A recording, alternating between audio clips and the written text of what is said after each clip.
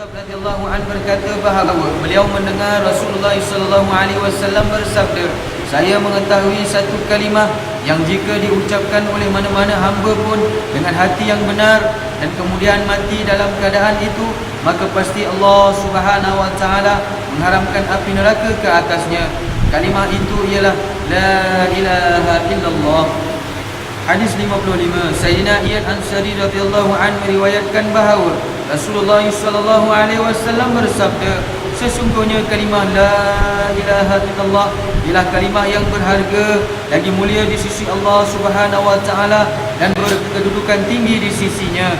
Sesiapa yang mengucapkannya dengan hati yang tulus, maka Allah Subhanahu wa taala memasukkannya ke dalam syurga, dan sesiapa yang mengucapkannya dengan hati yang dusta, maka di dunia ini kalimah itu akan menjadi sebab nyawanya dan hartanya terpelihara. Tetapi pada hari kiamat, apabila dia bertemu Allah Subhanahu wa taala, maka Allah Subhanahu wa taala akan menghisapnya." Keterangan mengucap kalimah ini dengan hati yang dusta pun menjadi sebab terpelihara nyawa dan harta, kerana pada zahirnya orang itu ialah seorang Muslim. Dia tidak akan dibunuh dan hartanya tidak akan dirampas sebagaimana yang diperlakukan terhadap orang-orang kafir yang berperang. Hadis 56. Sayyidina Abu Bakar radhiyallahu anhu berkata bahawa Rasulullah sallallahu alaihi wasallam bersabda, "Sesiapa yang mempersaksikan la ilaha illallah dalam keadaan hatinya membenarkan lidahnya, maka dia boleh memasuki syurga melalui mana-mana pintu pun yang dikehendakinya." Musnad Abu Ya'la. Hadis 57. Sayyidina Abu Musa radhiyallahu anhu meriwayatkan bahawa Rasulullah sallallahu alaihi wasallam bersabda, "Bergembiralah dan beritahulah berita gembira ini kepada orang lain bahawa sesiapa yang mengucapkan la ilaha illallah dengan hati yang tulus pasti akan memasuki syurga." Musnad Ahmad, Tabrani, Majma'uz Zawaid. Hadis 58. Sayyidina Abu Darda radhiyallahu anhu berkata bahawa Rasulullah sallallahu alaihi wasallam bersabda, "Sesiapa yang mempersaksikan dengan hati yang ikhlas bahawa tiada Tuhan yang layak disembah selain daripada Allah Subhanahu wa taala, dan sesungguhnya Muhammad itu hamba-Nya dan pesuruhnya, maka akan memasuki syurga."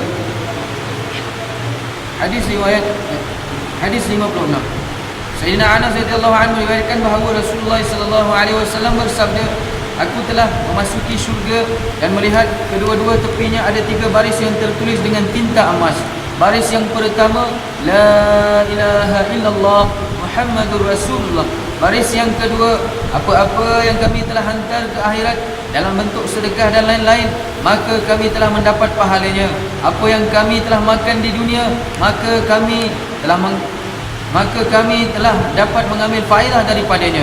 Dan apa-apa yang kami tinggalkan, maka kami telah rugi. Baris ketiga, umat berdosa sedangkan Tuhan Maha Pengampun." Rafi'i Ibn Najjar, Jami'us Saghir. Hadis 60.